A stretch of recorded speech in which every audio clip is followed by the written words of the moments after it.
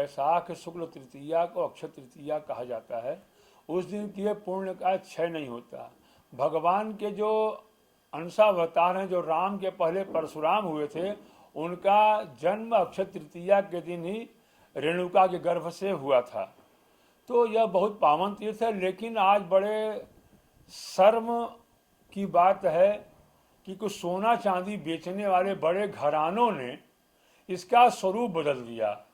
ये सोना चांदी खरीदने का और रखने का दिन नहीं है, यह तो पुण्य का दिन है। इस दिन तो घड़े में जल भर के दान करना, बेल का दान करना, छाते का दान करना, चप्पल जूते का दान करना, पंखे का दान करना, पौसरा चलाना, ये सब कार्य होते थे।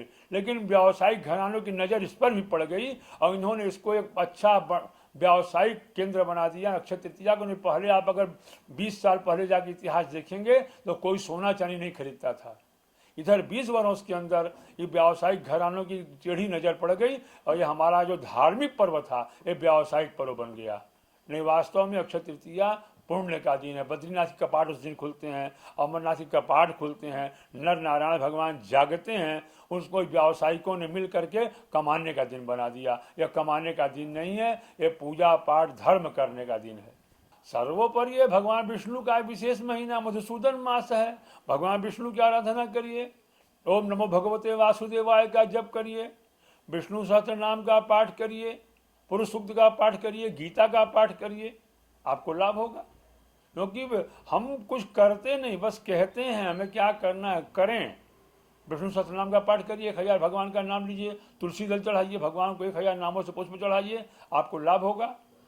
दान करिए, कहीं ठंडा पौसरा लगवा दीजिए, लोग ठंडा जल पिए, उनकी आत्माएं प्रसन्न हो, आपके पितृ भी प्रसन्न होते हैं।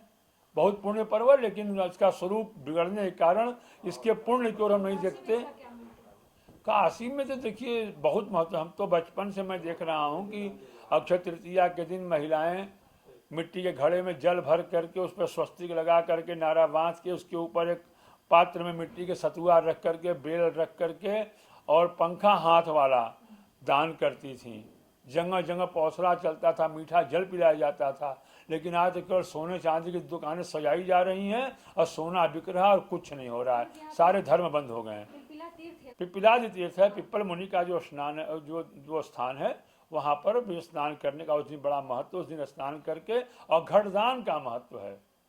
घट लगाइए। एक चीज़ और करें, भगवान शिव का मंदिर जहाँ पर हो वहाँ पर जाके एक घड़े को छेद करके उसमें नारा लगा करके उसमें नित्य जल भरें। एक दिन नहीं, उस दिन से आरंभ करें और नित्य जल भरें। क्योंकि महादेव की का जो लिंग होता है वो बैसाख जेठ आषाढ़ में सूखना नहीं चाहिए, तो हमेशा वो निरंतर उनके ऊपर जल धारा गिरती रहे।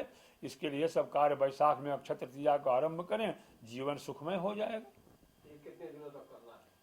हम तो कहते हैं बैसाख से सावन तक करना चाहिए, अक्षय तृतीया से आरंभ करके। कि आप जितना कर सकें, हर व्यक्ति के पास समयाभाव है, जितना आप कर सकें उतना करें। क्या कार्य इस दिन न करें, किससे बचे? देखिए, हमारे जितने भी धार्मिक पर्व हैं उस दिन हमारे यहाँ जैसे अभक्ष भोजन न करें। अभक्ष कहा जाता है मांस मदिरा, इनका सेवन न करें। जो हमारे यहाँ दाढ़ी बाल बनवाने की परंपरा है, सैलून न जाएं, गंगा स्नान करें। असत्य, देखिए सबसे बड़ा जीवन में है कि सत्य का पालन करें। हम सारे व्रत अगर करते हैं और सत्य का पालन नहीं करते, सब धर्म करना बेकार है। तो सत्यम व्रतम सत्य परम त्रिसत्यम, भगवान जो नारायण है वो सत्य रूपी हैं।